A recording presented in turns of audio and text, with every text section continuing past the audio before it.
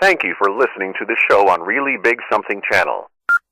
April 17th, 2018.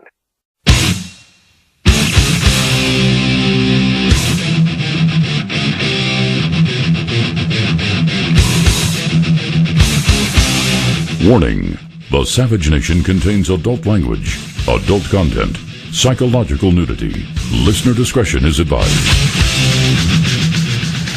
April 17th, 2018.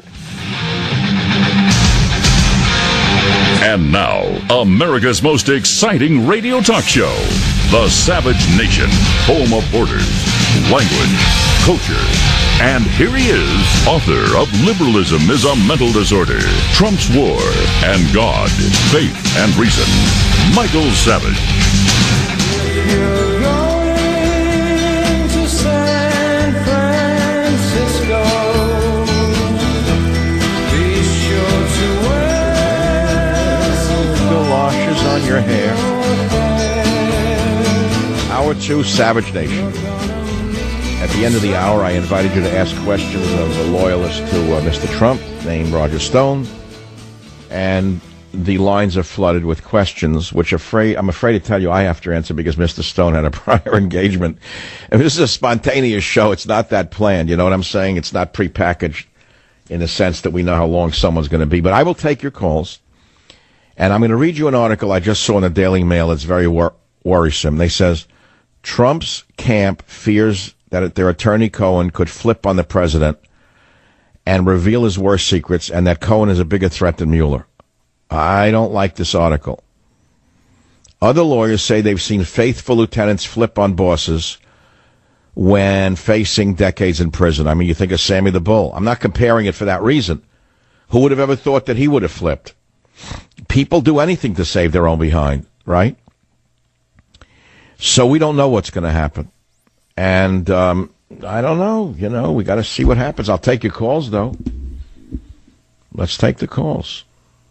KBET, Walter, line 5. What would your question have been for Roger Stone?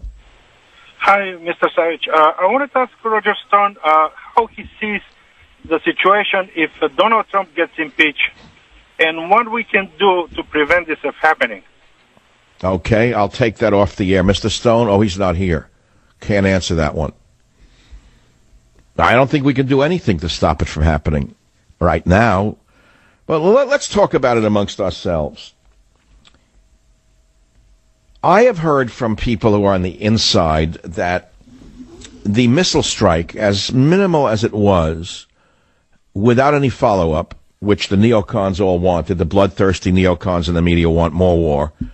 The bloodthirsty fools want more war, not less war. The bloodthirsty fools say he doesn't need Congress to approve it, which is astonishing. Because if Obama had thrown a baseball at a foreign country, these very same liars would have said he would have needed congressional approval. Now they're saying Trump needs no approval. It's unbelievable. The hypocrisy. You know, I may be a flawed man, but I'm not a hypocrite. I'll tell you that right now. Don't ever accuse me of that. And if I point out the hypocrisy in the media, especially on the conservative side, which I know more about than the liberal side, don't curse me for telling you the truth. So I don't know what's going to happen with Cohen. I never met the man. And I don't know what he may have that anyone needs to know. So we don't know what's going to happen. But you're asking what you as a listener could do. So I was told that Mr. Trump launched those missiles to placate McCain and Lindsey Graham, two of the biggest pinko warmongers in the history of the American Congress. Remember, these pinkos have been salivating for war for years now. Lindsey Graham, John McCain. The pinkos want war. So Trump gave them a piece of what they wanted by launching the missiles but not getting further engaged in Syria. And why did he do it? He did it in a way, I am told, or I understand, to placate Graham and McCain. Should there be an impeachment vote, he wants them on his side. If he had asked me, you know what I would have said? They're never going to back you. They'll stab you in the back anyway. They're untrustworthy. So you're asking what you can do. If that day comes, I will work as hard as I can, as hard as I did to get him elected, to encourage you to have your representative vote against impeachment. That's all I can do. So that's all you can do. is lobby through your emails and your calls to your congressman when that day comes to not permit that to happen. That's as simple as that. What else can we do? We have a participatory democracy that occurs every few years. Then we're treated like serfs, like we don't exist. Then when they need us, they come back to us every couple of years and make believe we matter. And so we do matter at a certain point, but that point has not yet arrived. KBOI, Boise, Idaho. Robin on line 7. Nice to hear from you. What's on your mind, Robin? Another one dead in the water. That's 2 in a row now. All right, it happens. Talk radio people called and they hang up. Adam, WABC, New York City, line 3. Fire away. Hi, good afternoon. Thank you for taking my call. My question is, are you not concerned about the Iranian land bridge to the Mediterranean, and any military strike in Syria should not be targeted at Assad specifically, but at Iranian bases, which they are building? Oh, actually, you made a complete statement without, by posing it as a question. It's an interesting statement. So you're saying we should attack Iranian positions in Syria, not Assad's troop positions? Correct. Would you agree with that? Me or Roger Stone, who's not here? Well, I'm talking. I'm glad you get the joke. Elvis has left the theater. How big? How are they really? I mean, how heavily involved are they? The Iranians. Yeah. Significantly involved. As a matter of fact, I even read an article in which it says that they may even be continuing their nuclear production in Syria, because that would not fall under the agreement made with Obama. They can't do anything with their nuclear program in Iran, but in Syria they could. So the IRGC, the Revolutionary Guard, is all over Syria. I assume that you're concerned about this primarily for the safety of Israel. Is that correct? I'm a huge supporter of Israel, yes. But I wouldn't say it's specifically for the safety of Israel. I think it's totally a danger to America and the Western world because of what Iran is trying to do to the Middle East. They're also in Yemen. They could control all the oil passageways. What would it be? Well, I hear you, and I back Israel because of a number of reasons, most notably because they're the only true democracy in the Middle East, and the surrounding Sunni Muslims, strangely enough, are now Israel's best friend, as you know. We're talking in generalities now. Saudi Arabia, primarily Sunni Muslim. Iran, primarily Shia Muslim, correct? Do we agree so far? Yes. Okay.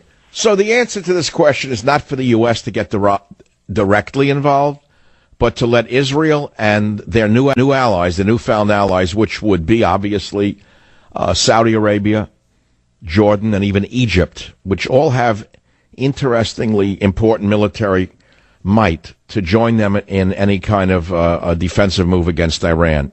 Does that answer your question in part? It does. The only thing I'm concerned I don't see why American blood has to be shed again. Well, I am an America firster, which means no more foreign wars. But that doesn't mean we can't supply weapons, intelligence, advice to the Saudis. Do the Israelis really need it? Maybe they can give us advice. The Jordanians, the Egyptians, if they want to stop the Shia war against the other forces in the Middle East, I think it's their business to do so. That's the only answer I can give you. I don't have another answer. Now this becomes a tribal war going back 1,000 years, and I don't know what the heck we're doing there, by the way. 855-407. Look at the great callers I'm getting. I'm going to read them to you because I got to take a break in a minute. And all the other questions are still up there, by the way. There's new news. There's old news. Sean Hannity named as Cohen's third client. I know you don't think it's a big deal. My fear is it will become a very big deal very soon. And your heart's going to drop. Because personally, I don't understand why he would go to Cohen for real estate advice. I mean, maybe Cohen is a real estate expert. I really don't know. Could be he needed some real estate advice. So maybe Cohen's good at that too. But as far as I know, lawyers are experts in certain things. And one of the areas of expertise of Cohen, I don't know, is in real estate. Had I only known, I might have consulted him when I bought my condominium. I don't know. Why would we need Cohen on that? Let's say a problem with the Motor Vehicle Bureau. Would I call Cohen? What I call a lawyer. What if I had an immigration problem? Would I go to Cohen? It's not a general practitioner. So I wouldn't go to him for that. When I come back, but look if they call it. How long before they finally bring him down? Worried. Syrian attack was some outside country to egg us on. How's the president's prayer life?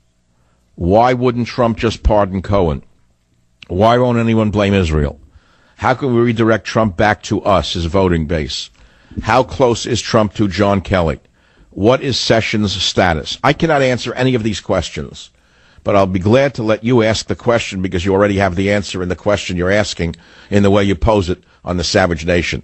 Join the Savage Nation. Call now, 855-400-SAVAGE, 855-400-7282. Savage. The Savage Nation is sponsored by Swiss America, the only company I trust with my financial future. Call 800-289-2646 or SwissAmerica.com.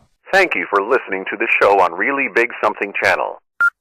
April 17th, 2018. Don't know why there's Hooker no again. sun up in the sky. When did a woman who acts in dirty movies suddenly become an adult film star? How did that happen with the language? She is the lowest of the female of species. Not for the sex, but think about it. When did a woman who acts in dirty movies suddenly become an adult film star? How did the language get like that? Answer: interlocking corporate directorships. The same Molochs who own the movie business, who own the strip clubs, through front companies, own the news business. They probably own the encyclopedias and the dictionaries now. You know, there's actually good news out there. North and South Korea reportedly set to announce official end to war. That's a good thing. Someone will find something wrong with it. They'll say the liberals did it. The others will say the conservatives did it. Maybe they'll have a peace treaty. Wouldn't that be wonderful? They could start making televisions in the North and people could eat something other than straw. And they could all share dog recipes after that happens. Madeleine Albright could go over there and teach them how to make dog brisket and celebrate at a wedding for 35,000 people while people are starving in the streets. FBI insider is furious after Comey interview. Self-centered, self-serving jackass. Not a big deal to me. This I don't like, the following story. Trump wanted to bomb Russian and Iranian targets amid Syria strikes. A report says, I don't like that one at all. He did it? I don't trust that news. What's the source of this news? Oh, it came from RT. No, that's propaganda. That's false news. No. I don't believe that Russia and Iranian targets were something Trump wanted. I would think that would be the walrus. And I think the walrus would want a wider war. And all those in the radio business who never fought anywhere, they want war. It's good for ratings, good to sell products. Okay, so let's go back now. What's the new term for permanent occupation in Syria? The new word is McCain and Graham. Lindsey McCain want permanent occupation. 855-407. Can we move on to another topic? I'm not interested in this at all. I'm not interested. I want to go back to San Francisco and New York horror stories from bums in the gutter. Clean up San Francisco streets, tourist industry pleads. I started that in hour one because I was the one who led this charge for years now. Not because I hate San Francisco, but because I love it. That's why I stay here. I have other houses in other cities. I don't go to them. I've come to the conclusion I only feel good here. But I will tell you, the quality of life has gotten so bad, I'm very reluctant to go over the bridge from another location because the human feces, I cannot stand that. It's only a matter of time until there is an epidemic that breaks out in San Francisco, whether it be typhus or something worse. Something's going to break out in San Francisco from permitting these human... I can't use the word. This is an epidemic about to break out in the city from the so-called tolerance of progressives who will ruin the city. Now that the tourist industry is finally speaking out about it because people are not coming back to the city, they won't come back. They're being not panhandled but aggressively attacked, cars broken into, the filth, the bums, the mooks, the rats, the mooks, the bums, the filth. It's so bad. Ask anyone who lives here. Even liberals have come to me and whispered, you're right, Savage. You're the only one saying about people injecting themselves with drugs in broad daylight, leaving dirty needles, garbage on the sidewalks, tent camps, human feces, the bums threatening us. You can't go to your own house in the city without a bum threatening your life. Even liberals are saying that. And this used to be a beautiful city. Hotel owners are freaking out now. Hotel council, representing 110 hotels, people are saying, I love your city, I love your restaurants, but I'll never come back. Why? The bums are out of control. It's like an army of bums. Something like 17,000 cars were reportedly broken into last year. I said 17,000 were reported. You know, I have a friend who lives across from the Art Institute on a beautiful winding street, Chestnut Street. It's like a block away from the crookedest street in town, Lombard. So he lives there for years in a beautiful place across from the Art Institute. So I went to visit him over the weekend. So as I was parking in the street, he said, no, you better leave. Luckily, I had a driver. He said, tell your driver to stay with the car because your window will be broken into within 3 minutes of you leaving your car. I said, where? I don't see any bums around. He said, they cruise the streets in cars, and they jump out with crowbars, break your window, and steal anything in the car. I said, where are the cops? He said, they've tried their best, but they can't do anything. It's an epidemic now. They come from out of the neighborhood. There are whole teams of them in cars. They're breaking windows and stealing everything in the car. Now, what kind of civility is that? In order to have a civil society, you need civility. But when you have armed gangs running around, breaking into cars, you have armies of bums shooting up drugs, crapping in the streets, that is no longer a civil society. And people have had enough. Now, it's only a matter of time until not only the hotel and tourism industry suffers, but housing prices collapse altogether. There's only so long that Mark Zuckerberg and Google can support the housing market. At some point, this is going to collapse. And so once that happens, then maybe people will finally speak out. KSFO, David, line 1, you've got 29 seconds. Tell us your horror story. Hi, very quickly, Michael. I've been coming here to San Francisco since 1999, but I've been living in Chicago and New York and Paris. And I cannot believe that in all the years that I have been coming back, each and every year, there's a little outcropping right on the State of California building that is adjacent to the City Hall. Correct. The bums are out of control because of progressivism, liberalism, and ultra-tolerance, which is destroying the economy of the city. Join the Savage Nation. Call now, 855-400-SAVAGE, 855-400-7282. Savage.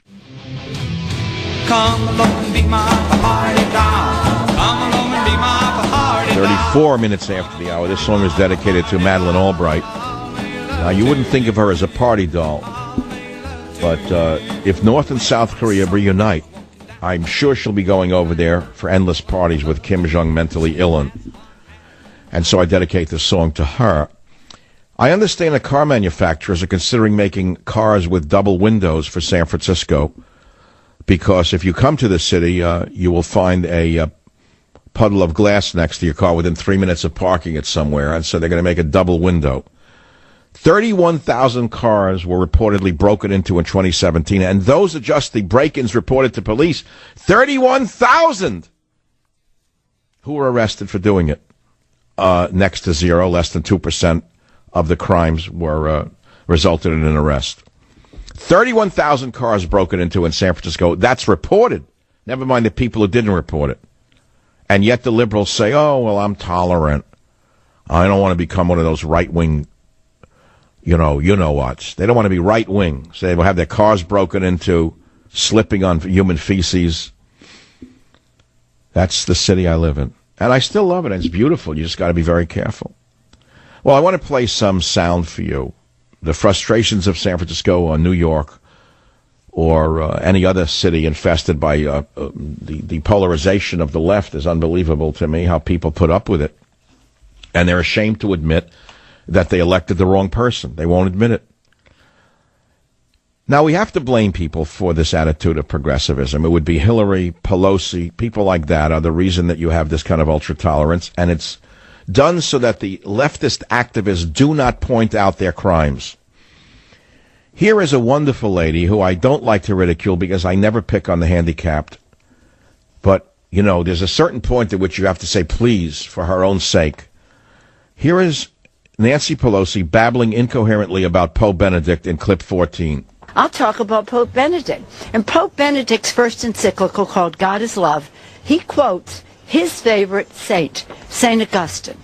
And in God is Love, the encyclical, he quotes Augustine as saying, 17 centuries ago, 1700 years ago, St. Augustine said, any government that does not exist to promote justice is just a bunch of thieves. That's right. 17 centuries ago. Sounds like she was on Benedictine rather than on Benedict. So she's interested in justice and not thievery or criminality.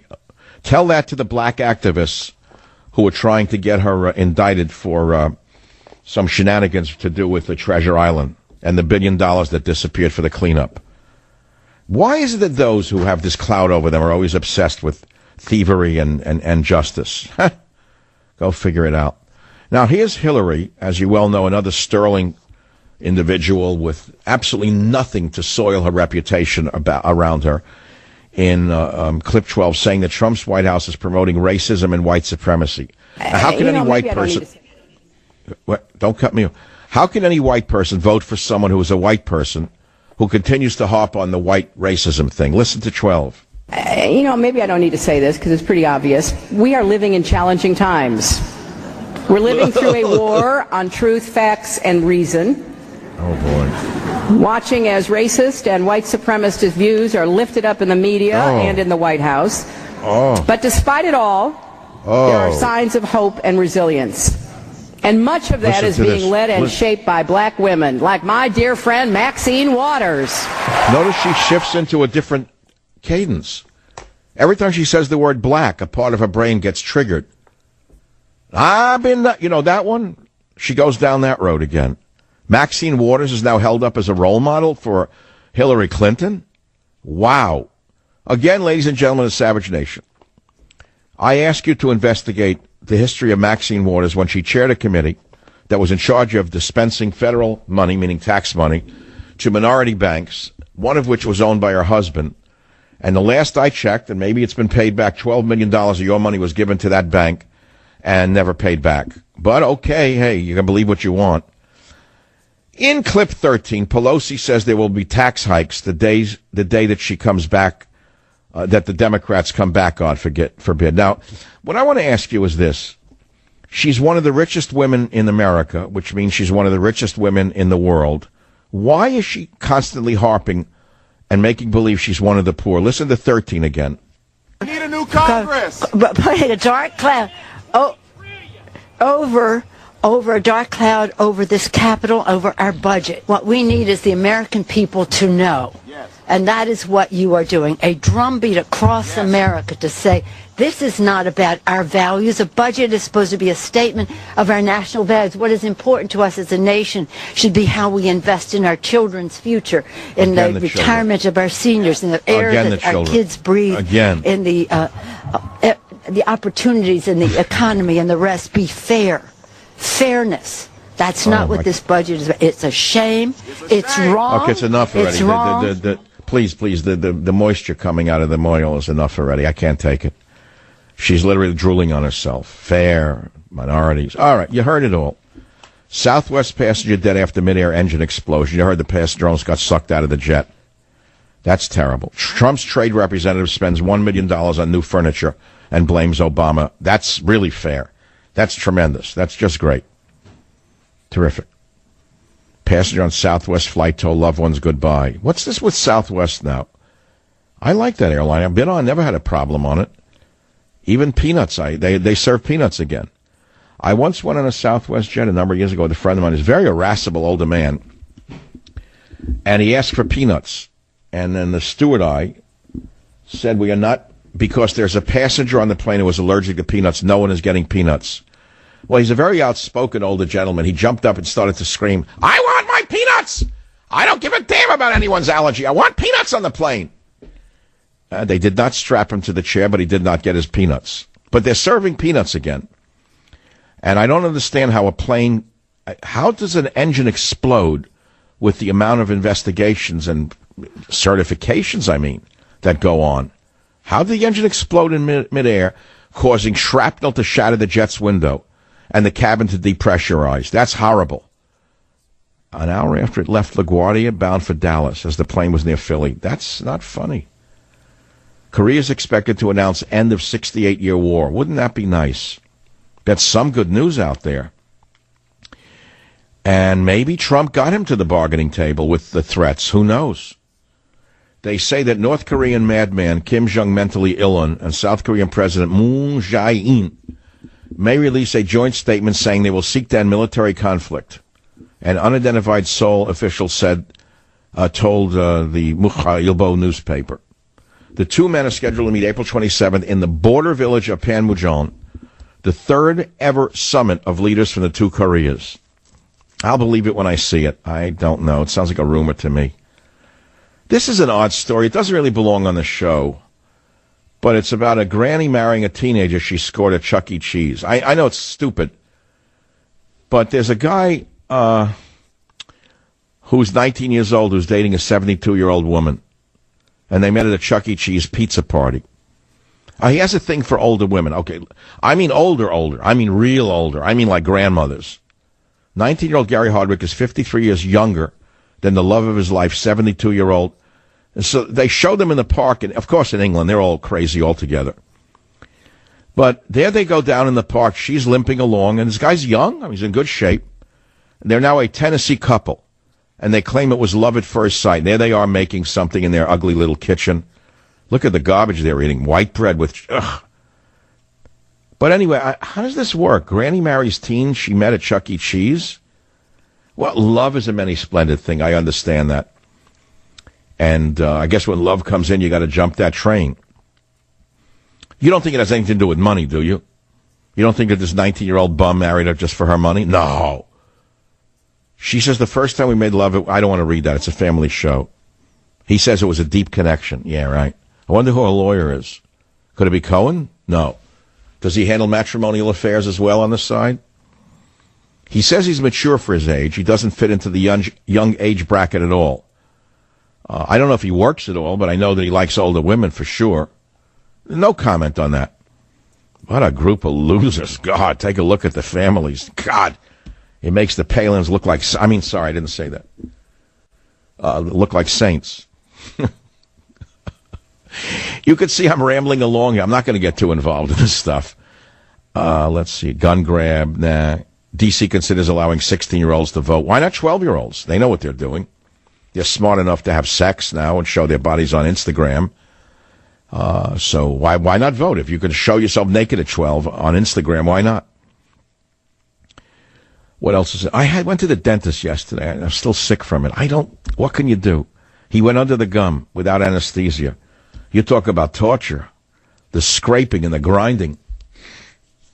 And the restaurant I used to go to right after dental work went out of business, the P.F. Chang's. I used to go down there for a vodka, immediately gone. He scraped and he drilled and he pulled and he chipped. It was like climbing Mount Kilimanjaro down there. So you got to do crazy things. I'm not interested in the world's events right now. I'm so tired of the drama from the whole political world. What do you want me to talk about? Tell me what you want me to talk about. I'm not interested in Gorsuch, supreme liberal. Stone saying Trump made a mistake in Syria. I've covered it. Cleaning up San Francisco streets, tourist industry pleads. Flashback May 2017, Savage warns about Gorsuch. It's all on michaelsavage.com. Sean Hannity's idea of attorney-client privilege was right out of Breaking Bad, says the Washington Post. Senator Lindsey Graham, Trump's Syria strikes well short of what I would have liked. Warmonger. You know, there's something so touching on my website. Baby gorilla Moki, born at National Zoo in Washington. If you watch this and are not touched by it, you're an animal. Something's wrong with you. This is the most beautiful thing I've ever seen. It's a mama gorilla at the National Zoo. Maybe I'll go there when I'm in Washington next week. You should see the mother kissing that baby. Anyone who slaughters animals like this should be drawn and quartered in public. Anyone who hurts an animal like this or an elephant, they should take him out in public and pull him apart in 4 quarters. That's all. Look at this. Look at this gorilla loving its baby. It's nicer than most human mothers in this country today. You look at them. You take a look at the garbage you see on social media. every minute stripping down naked with an emaciated body like out of a concentration camp. What is this about? Here is a gorilla loving its baby, not throwing it into an incinerator. It didn't abort its baby. The gorilla has better instincts than most women in the United States of America, young ones today. That's how I see it. If you watch this, okay, I've told you what I think. Kalea, 15, gave birth to Moki in front of staff at the Smithsonian's National Zoo at 6:25 p.m. Sunday night. A birth that staff said it literally brought them to tears. It's so beautiful to see the instincts of a lowland mountain gorilla and see that they're better than most young people in America today. Well, I've run into the hard break that is known as the time slot I am in. When I come back, I will give you all the news, views, and reviews that you're not used to anywhere else on the Savage Nation. I don't feel no ways tired. Join the Savage Nation. Call now, 855-400-SAVAGE, 855-400-7282. Savage. The Savage Nation is sponsored by Swiss America, the only company I trust with my financial future. Call 800-289-2646 or SwissAmerica.com. Thank you for listening to the show on Really Big Something Channel.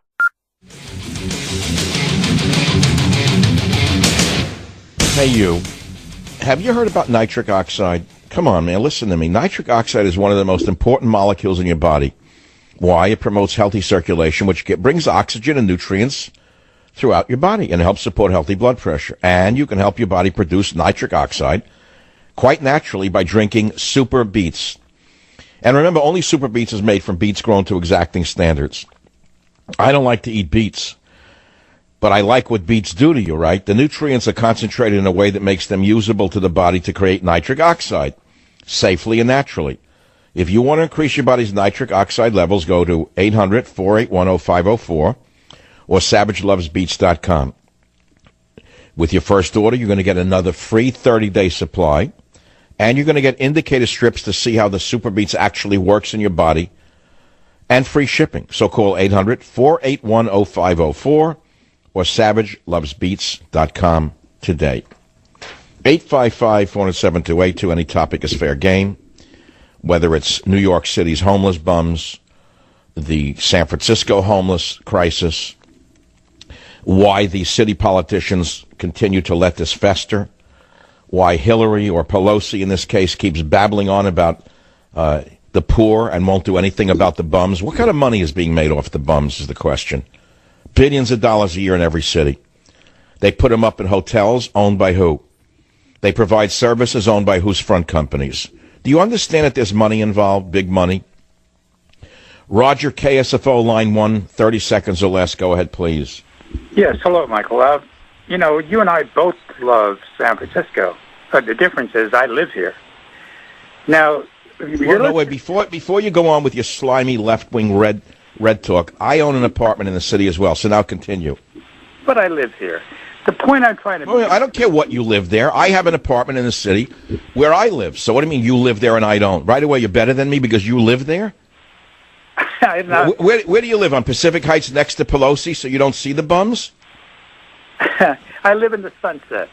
But what I wanted to make a point... in the Sunset, so that's a clean middle-class neighborhood. There are no bums out there. My apartment is in the downtown. It's full of bums.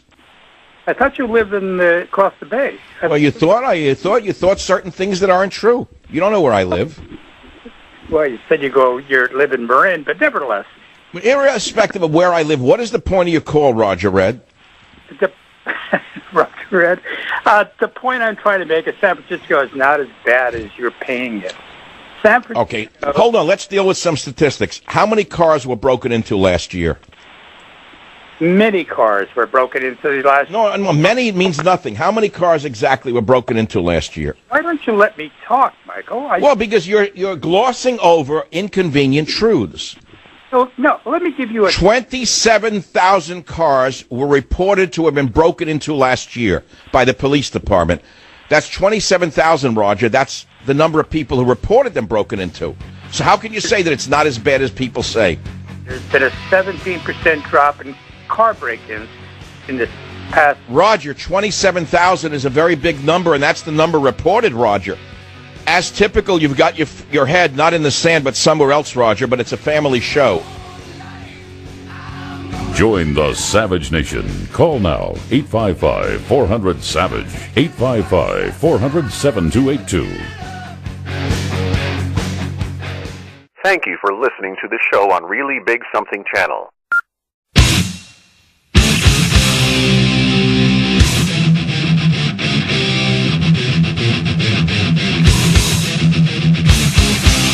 Warning. The Savage Nation contains adult language, adult content, psychological nudity. Listener discretion is advised.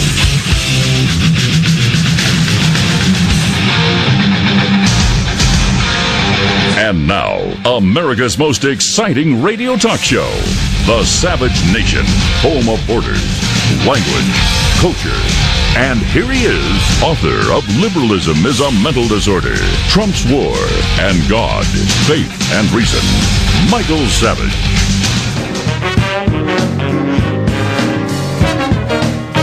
All right, we know that hypocrisy is the mother's milk of politics. We understand that. So I have to start with Nancy Pelosi and bring it back to the homeless on her own doorstep. Not her doorstep, of course, meaning the city below the hill that she and Feinstein live on, and all the other fine people of the city. In the following soundbite, you will hear Nancy Pelosi saying that we have to have our values restored and how we invest in our children's future and seniors in the air that they breathe. And we have to be fair and kindness, and that, of course, Trump is evil, Republicans are worse. Well, play it for a minute. Clip 13. Let's just play it for a second. And putting a dark cloud over a dark cloud over this Capitol, over our budget. What we need is the American people to know, and that is what you are doing. A drumbeat across America to say, this is not about our values. A budget is supposed to be a statement of our national values. What is important to us as a nation should be how we invest in our children's future, in the retirement of our seniors. Values. All right. Yeah, right. Children. All right. I would say the environment is important. I've worked in that area most of my adult life. I would say that you start with cleaning up human feces in the streets of San Francisco. There'll be hypodermic needles that we use for injecting heroin and other drugs, I would say, is part of the environment. And I would think that if she's so concerned about the environment, she ought to clean up those things. But you have to ask yourself, why do the billionaire liberals like Pelosi and Feinstein and others, whatever the city may be, Schumer in New York, for example, why do they ignore the bums in the streets, the car break-ins, the human this, the human that? Why? And I'm asking you to make a testament on this program right now from whatever city you're in about a homeless so-called horror story. I've had enough. I can't take it anymore. No civil society would permit this. It's worse in this city of San Francisco than perhaps any city on planet Earth. The lifestyle has degenerated and devolved to that below that of gorillas. Gorillas have better values. A lowlands mountain gorilla has better values and is cleaner than most of the bums in the streets of San Francisco. And I'm sick of it. And now suddenly the chief guy in charge of the tourist industry is speaking out. Does he really mean it? Look, I could talk about Gorsuch being a supreme liberal. I could say Trump made a mistake in Syria, which I've done. I don't have to beat it up again. You know, go to my website and you'll see what we talked about. So I'll go instead to the callers. KSFO. Sam, line 1, you're on the Savage Nation. Go ahead, please. Hi, Mike. I just wanted to say that I live in San Francisco, too, or recently lived in San Francisco in the Bayview, and that guy from the Sunset has no idea what he's talking about. San Francisco is beyond belief. It's not just the streets, the Muni, the bus, BART. It's just everything is horrible. And not only car break-ins, but bike theft is astronomical. You leave your bike locked up like Fort Knox, your seat's going to be gone, your handlebar bars are going to be gone in 5 minutes. No one's doing anything about it.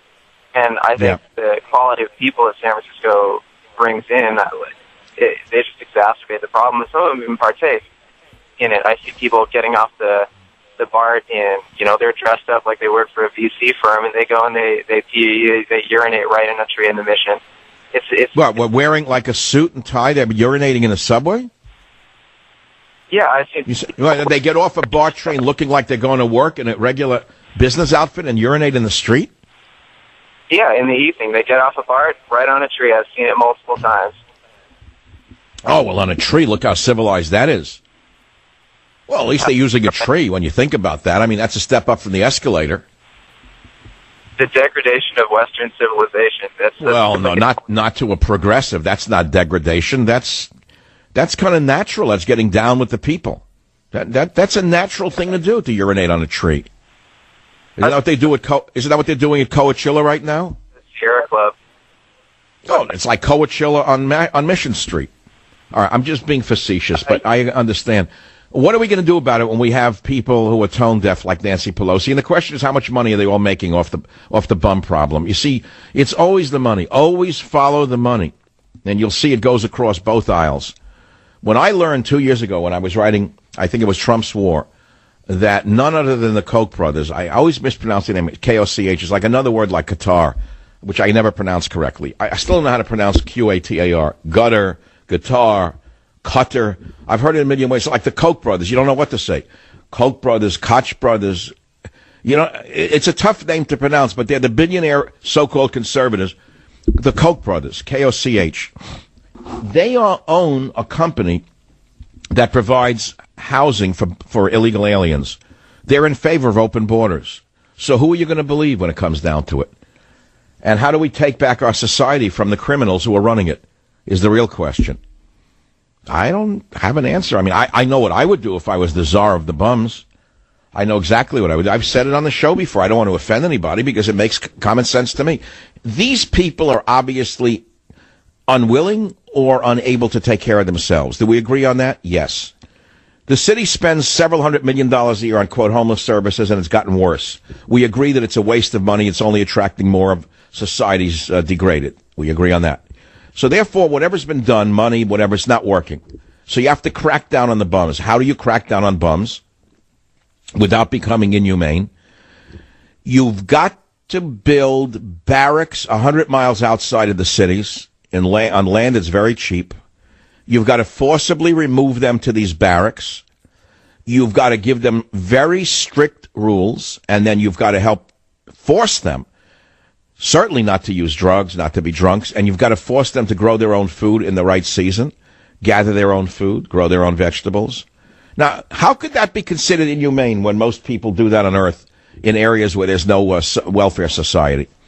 And then if they don't comply, you take them to the next step, which is not as nice for them, and you have to build some facilities for them along the lines of mental hospitals, which used to exist in America until Jerry Brown's father came along, Governor Edmund G. Pat Brown, and he bought the progressive lie that mental hospitals were inhumane and that they were going to let them free of the mental hospitals and let them be housed in community, whatever they call them, community centers. Well, look how that's worked out. The streets are, in essence, mental hospitals. So where does it leave the taxpayer who's going to work every day, the woman? Let's take the young woman who gets off a muni bus or a subway car and has to walk through bums who are threatening her, who are urinating in the street, exhibiting themselves, defecating in the street, carrying a mattress in the street. What do you do for that young working woman or that young working man? What do you want them to do? You want them to put up with this forever while you live on Pacific Heights, spouting your big lies about progress and values and breathing clean air? You don't know how bad the city is unless you love it as much as I do. And it takes someone who loves this city to actually talk about it, as I have been doing for years now on this radio show, which emanates from San Francisco. It is the most popular talk radio show in San Francisco, but you wouldn't know it because I am never mentioned. I'm the unknown, as I am on Fox News. So in that sense, a progressive city and Fox News are about the same. Anyone who's an independent and cannot be controlled by the bosses is a persona non grata. Keith, did I have Keith on yet? I don't even know if I talked to him. Richard on KSFO line 2. Welcome to the Savage Nation. Hello, Dr. Savage. Hey, just to recount a little bit of a story, my daughter went out to San Francisco to visit her boyfriend who's in the Coast Guard and was out there a couple of days, and she witnessed some of what you're talking about. They were eating in an Indian restaurant, and sure enough, a lady came in, started yelling at everybody, homeless lady.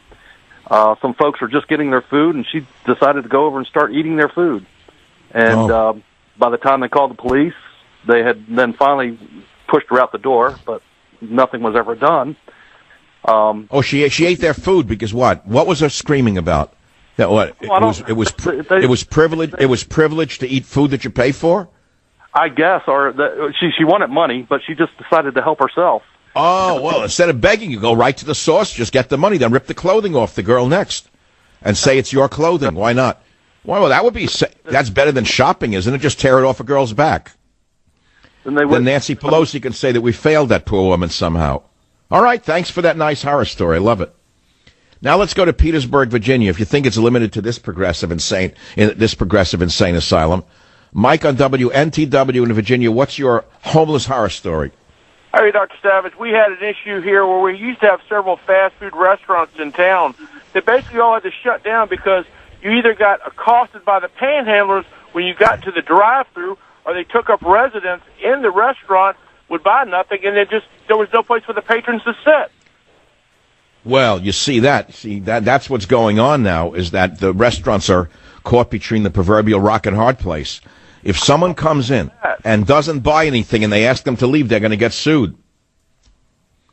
So this is a product of the legal system that we have, which is also broken down as a result of there being no policing whatsoever of people with law degrees. There are too many lawyers who look for too many lawsuits based on nothing. Okay, I got all the callers, online. Michael, line 8. What's your horror story? Go ahead, please. Can you hear me, Michael? Yes. I was in San Francisco this last summer. Went out to get some Gatorades for my kids, and saw this child that was probably the same age as my daughter with a heroin needle in her. And that's heartbreaking. And I asked her, I go, "What are you doing?" And it was ridiculous. But how old is the child? Was the child 15, 16? Yes. Yeah. And well, I would think that to Pelosi, that's a lifestyle choice, and you don't really want to crack down on people's life. No. They don't call them junkies here; they call them injection drug users. Did you know that? No. And did you know that they call junkies injection drug users? Wait, it gets even worse. And they give out needles to junkies, claiming it reduces disease, reduces the epidemic of hepatitis, which is the exact opposite of the truth. It encourages people to shoot up. So this is the reason there are hypodermic needles thrown all over the city, which if you step on, by the way, or God forbid touch, you can wind up with a disease like HIV or HIV. That's the city you're living in. That's the city you're living in, and it's all because you said that anyone who tries to straighten this out is a Nazi, a right-winger, a mean person, whatever you want to say. Only Red Roger thinks it's a wonderful place to be. Back in a minute on the Savage Nation. Join the Savage Nation. Call now, 855-400-SAVAGE, 855-400-7282. Savage. The Savage Nation is sponsored by Swiss America, the only company I trust with my financial future. Call 800-289-2646 or SwissAmerica.com. Thank you for listening to the show on Really Big Something Channel. Why don't we do it in the road? Yeah, do it in the road. Why don't we do it in the road? This song is dedicated to Nancy Pelosi and Dianne Feinstein. This is the new song, the official song of San Francisco. Why don't you do it in the road? I went in Thursday night. I went in Friday night. I did my famous bean stream on Friday night during the bomb run over Damascus. Was actually on Columbus Avenue. It was good until a bum came by, to be honest. Luckily, I had a bodyguard with me that night. Luckily, just by chance. And he took 2 looks at him because I walked to the corner to continue my live broadcast on the iPhone, the bean stream, how disgusted I was with the bombing. And this guy saw me. I saw him coming towards me. He was probably figuring robbed the phone or something. Lucky the guy who was traveling with me, came over and he thought twice. It's very dangerous. I'm just telling you it is. You can exaggerate it if you want or unexaggerate it.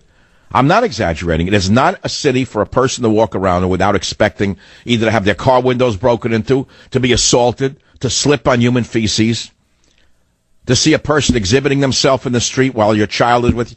There's no control. The cops have been told to stand down. The KSFO, Tim, line 2. Give us your story. Hey, pleasure, Michael. So I was walking down Van Ness or something on my way to a metal show at the DNA Lounge or whatever. And I'm walking with a group of friends, and I looked down one of these side streets. It was dark, and there was a homeless guy. He had created some kind of safe space around him with a clear, tall garbage bag. Ah. He was masturbating. And you can hear him make the sounds and do the motions. You mean he's wearing a garbage bag over himself or something else? It was a garbage bag completely covering him from head down to about his ankles. Do you realize how civilized that is of him, that he wasn't doing it without the garbage bag? Yeah, at least. No, I mean, when you think about it, you're being overly critical. You're not being very, very tolerant of him. The man wanted to masturbate. He had no home, so he put a garbage bag over himself. And that's quite civil when you consider it. I would think that's part of Nancy Pelosi's value system. It could be. Very disturbing. What are we going to do with the fact that the San Francisco streets have become an outpatient ward and that most of them belong in a mental hospital where they would get the care that they deserve? I don't know. Why don't we reopen mental hospitals? There's a big one in Sonoma, old Sonoma State Hospital, where most of the poets in the Cafe Trieste area could be rounded up and put in. So think of the money we'd save. Think of the money that's given to those poets in the city who don't write poetry. They think they write poetry. All the poseurs who sit around, and they collect SSRI checks, Social Security or whatever. SSRI checks, that's very funny. I meant something else. They collect the other kind of Social Security disability checks. They should get SSRI checks because most of them are on SSRIs mixed with wine and marijuana. But if we would have stopped giving them Social Security disability payments and instead put them in a mental hospital where they could get the care that they require and have a poetry center in Sonoma State, even build a cafe for them up there that looks like North Beach. And then they can make believe that they're poets and that the Zionists control Hollywood, and that's why their film scripts aren't accepted. They might be happy for the first time. Give them an old line trank like Thorazine. Have real poets come in and talk to them from time to time. There are no real poets in America. Poetry died in 1956. As you can see, this is a topic I know an awful lot about, and I enjoy talking about it. I'm going to continue talking about it. It's much more interesting than Syria. Join the Savage Nation. Call now, 855-400-SAVAGE, 855-400-7282. Deep Red State as well in radio. You'll find that out one day. A lot of shaking going on. See, you think it's all on one side, but you got to understand. All right, it's enough already. Give him a few corn husks and tell him we'll meet him later. I don't know. Look, there's a deep red state as well. It's not just a blue state of a deep state. There's a deep red state in the media. But you don't know that. You think that it's a dividing line. We're the good guys, they're the bad guys. And you try to define who the we are and who the they are, and you find out very soon that there's an interlocking connection between many of those on the so-called conservative side that has nothing to do with anything but money and business.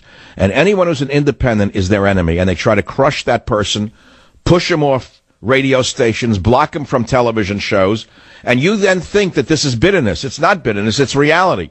What do you want me to do? No one else will tell you that truth, so I tell it to you. So right now, I don't even want to talk about that anymore. You want to believe what you want to believe, and you want to believe that there are good guys who are conservatives. Go ahead and believe it. I'm sorry to disappoint you. At the end of the day, it's all the bottom line. It's all the almighty dollar, and they'll do anything to crush their opponents, all in the name of being good conservatives. And they love the Constitution. They believe in the Bill of Rights. As long as the money comes into their kitty. I've been at this for a quarter of a century. I know what I'm talking about, and I know how it works, and I know who the cartel management is. Don't make any mistakes about it. But I will prevail. I will tell you that right now. I just know it. I can feel it in my bones. What happened yesterday in that courtroom is going to change everything in the media. It won't happen overnight, but it's happening already. The credibility of the cartel was finally exposed in a small manner. So now I'd rather talk about homelessness than talk about the deep state, the deep red state that exists. KSFO, Jeff, line 9. Question or comment, please. Hey, Dr. Savage. Hey, I know you're an alumni of Cal, and I know you might be a little biased. I know this has nothing to do with what we're talking about, but what would you say, Cal versus Johns Hopkins? I have a son that's trying to decide, and I really value your opinion. Yeah, but in what field, though? Molecular cell biology. Molecular cell biology. At this stage, I don't know. I think they're equal schools. Really? How are you going to gauge which university is better in, let's say, molecular cell biology? You're going to gauge it by what? How many Nobel Prize winners there are teaching in that department? Well, I was trying to go to the cheapest route, which of course would be Cal, but my son is very impressed with Johns Hopkins, and so I was trying to get a. Well, if I were to analyze this question in any field, I would look at how many Nobel Prize winners are in that department to determine which department might be better. But that unto itself may not indicate a better department for your son. I would say, what opportunities is your son looking for after? Is he grad student going into graduate school? Yeah, he'd be trying to go to med school possibly after. So which of those two schools has a better track into a good medical school? I would say they're equal, wouldn't you? They're very close. I think you're right, but I thought you would know better than I, so that's why. Well, let me ask another question. What city do you live in now with your son? Berkeley. Well, you're laughing because you know the horrors of Berkeley right now. It's pretty on the outside, but rotten on the inside. But, look at Johns Hopkins. Look where that's located. It's also surrounded by a cesspool. You're right. When you think about it, some of the greatest cities in America in terms of educational opportunities are right in the midst of slums. Isn't that odd? So, look, Jeff, I don't have a distinct answer. I think I would research it if it was my child in terms of costs, number one, benefits, number two, what they want to do after graduating, what is the opportunity after graduation for the next step, which in your case is a fine medical school, correct? Hey, by the way, Jeff, is medicine the right field for a child to go into today? I think it interests him more than anything else. Yeah, well, then he'd be a good doctor. But, every doctor I talk to, and I mean some of them are really great, but they came up at another time. They complained to me about the world of medicine today. The insurance companies, the lack of payments, the lack of time they have with patients. I don't know, what kind of medicine he wants to practice either. I would suggest that I shouldn't say that. Maybe he just wants to heal people. In that case, maybe we need him, right? Jeff, I can't answer the question directly. I'm sorry, I cannot. 855-400-7282, KSFO. Tom, line 2, tell us your story. Yeah, I was going to San Francisco, to meet some friends. And I was all dressed up with my sport coat, and I had to make the BART, because I live in the East Bay. I had to make the BART before it closes down. And I'm walking, not necessarily paying attention, mainly trying to get on BART on time. And I realize I'm kind of walking across the street. There's a cop right there. He pulls me over. It's a male-female. They pulled me over and they give me a jaywalking ticket. And when I kind of looked up and I'm realized what happened, I knew there was no cars. And all of a sudden there was two homeless people walking next to me. And I made a comment. I said, how come you pulled me? What about these two people? Sir, mind your own business. You're surprised they didn't body slam you and arrest you? I know. No, they went after me because sport coat. They figured because you could pay the ticket. Someone's got to pay their pensions. Exactly. I mean, if you want to collect a big fat pension at age 40 for doing very little, but arresting people in sport coats, what better way than to arrest people with sport coats and make them pay tickets? You can't collect from the bums. I was just so now they're going after people who are jaywalking in the city, but not the bums who are defecating in the city? That's terrific. I guess that's the new lifestyle choices they're making in the city. I never heard that one. That's a new one now. And I'm getting callers from younger people. I listen to people calling me. I never called this show before. Some of whom probably don't even self-identify as politically at all. They're calling on this problem. Susan oh, come on. Wait, I got to take this caller. Susan online, line 8, quickly, please. Hi, Dr. Savage? Yes. My sister left New York years ago, not about 8 years ago, and she's in California, and she's homeless, and she's been arrested over 30 times and put in the Orange County jail just for the type of things you're talking about. And I haven't been able to do anything to help her. I've talked to people that call themselves advocates for the homeless. I've called newspaper. Look, this is a sad story. If it happens to someone you know, this is not just talking about a statistic. Your voice indicates you still care about her, but you know and I know she's not capable of taking care of herself, and that a just state provides care for a person like that, whether they want it or not, which means she needs to be institutionalized. Would you agree with that? Yes, I think your idea about making housing for them somewhere where they can't get a hold of the alcohol. I think she's just on alcohol, but I mean, she goes in. I hear you. No, my position is quite clear. Some people are incapable of taking care of themselves. The state needs to step in and provide them with that care. And in this case, the problem is that you've got psychotics on the left who say, well, you're moving them out of their community. They have a right to live where they want. Well, I used to want to live on Fifth Avenue when I was in New York. I couldn't afford it. Well, I had a right to live on Park Avenue or Fifth Avenue. I couldn't afford it. So I had to live out there in Queens in some neighborhood in Flushing, New York, in an apartment I wasn't happy with, and ride a subway into New York to go to my job. I mean, that's what you do. That's how the suburbs developed, was people who wanted to live on Park Avenue but couldn't afford it.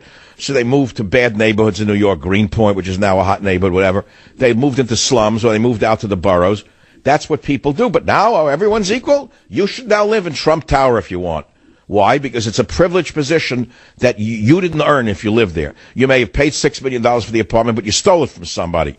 And so that's the new attitude of communism that's creeping into our society. And then you have the liars like Pelosi who start to feed that lie with discussions of white privilege, racism. These are code words to bring society to its knees. And that's why you must never elect a person like Hillary Clinton again.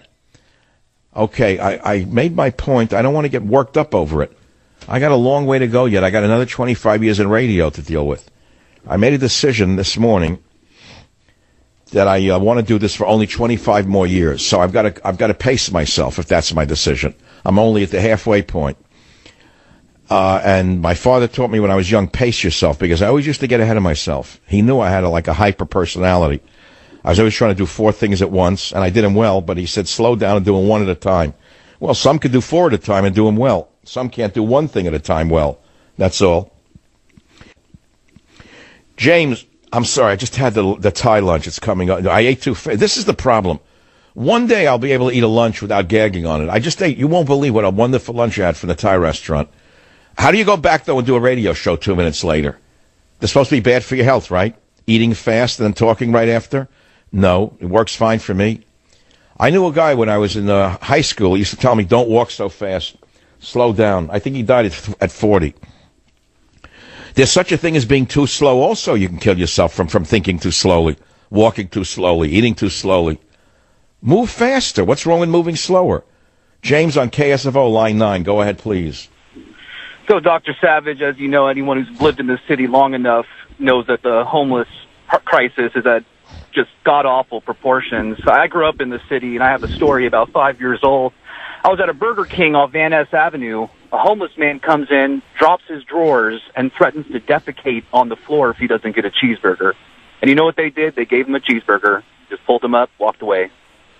I would say I'm speechless, but I'm not. I have a solution to that problem as well. Unfortunately, it's illegal. No, in a sane time, even in the city, a cop would have come in and busted him open with a nightstick. Any day of the week. And I'll tell you something else. That guy wouldn't defecate again in a restaurant. And they would have put him in jail for 2 months, 3 months. They would have put him on breaking rocks somewhere on a highway. Don't tell me these people don't know what they're doing. They know what they're doing. Many of them are not irrational. They know what they're doing. They're bums. They don't like to work, and they want everything for free. And on top of that, they want everybody to be afraid of them. And on top of that, they want everybody to kiss their feet. This is why it's out of control. This is why it's out of control. It's the same with them. It's the same with any living life form. It doesn't even mean the human life form. So when did this start, the degradation of our big cities? When did this big city start to become degraded? Who started the degradation of our cities? And moreover, how can we stop the degradation of our cities? I'll take your calls on these, I think, very significant topics on the Savage Nation the minute I return. Join the Savage Nation. Call now, 855-400-SAVAGE, 855-400-7282. Savage. The Savage Nation is sponsored by Swiss America, the only company I trust with my financial future. Call 800-289-2646 or SwissAmerica.com. Thank you for listening to the show on Really Big Something Channel.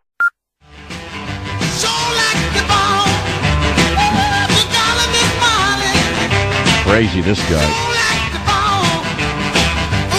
It is 52 minutes after the hour, and the end of the broadcast day approaches. I've been on the air since noon here on the West Coast, which is fine. I mean, I got unlimited energy for this stuff because I enjoy poking people in the nose who are liars and hypocrites. Whether they be liberals or posing as conservatives doesn't matter to me. What you got to do is follow the money. Always follow the money, and you'll always come to the correct conclusion. So whether it's Pelosi talking about values and taking care of the children and the clean air, and yet the bums defecate in the streets of the city and she doesn't say a word about it, or it's people who pose as right-wingers who are really in it only for themselves and their money, and they're part of a vast deep state right conspiracy to deceive you and hoodwink you, it doesn't matter to me. I have positioned myself as I've always been, which is as an independent. And that's how I remain, and that's who I shall be. So this thing that came up with Hannity, don't accuse me of attacking him. Even Dershowitz scolded him for hiding the Cohen relationship. And there's no covering up what this really means. And if you think it's over, you're mistaken. Just to conclude the show with that story. Just because his good buddies represented by the same exact agent as he is, are saying he's such a great guy, let me tell you something. He ain't such a great guy. He has done everything he can like a little dictator there at Fox News to make sure that yours truly is never heard from. They'll have pimps, prostitutes, hookers, strippers, drug addicts, depressives, manics, war criminals, but not a best-selling author who's allegedly on the same side as these wonderful red state goalkeepers. Gee, I wonder why. You think he might be threatened by my education and my knowledge and my success and the loyalty of my listeners? Or is it because I'm such a terrible fellow? Never, ever, ever underestimate the larceny that exists in men's hearts. That's all I can say to you. Never. You'll never go wrong. And if you think that there's one side that's good and the other side that's bad, you're more naive than even your mother thought you were. But let's go back to the homeless problem. Line 7, go ahead, please. Dr. Savage, I grew up in San Francisco on the west side of the city, which isn't so great anymore, by the way. You know, we're not immune from it. There's bums out in West Portal, just like downtown. Well, it's they're coming to San Francisco with a flower in their hair because the welfare is so good. But I think I know when the problem started, although I can't put my finger on the exact date. My wife and I, both born and raised here. We still live here. Most of our friends are gone. Because it's somewhere deep inside, we still love the city. But you said that the problem comes from the culture war. Explain it, please. Exactly. It's when we started confusing compassion with tolerance. You know, we got your book, God. I'm sending you God, Faith, and Reason. Well, at least you know the difference between the two words, compassion and tolerance.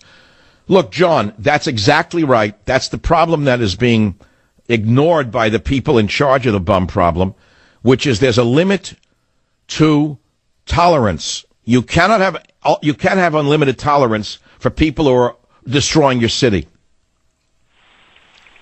You know, years ago, God, I only have 55 seconds.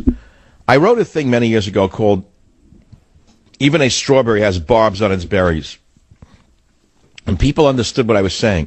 That if you look at a strawberry under a microscope, even a magnifying glass, you'll see that the strawberry was evolved with little barbs. And what was the point of the barbs? To deter insects from eating the soft flesh of the strawberry.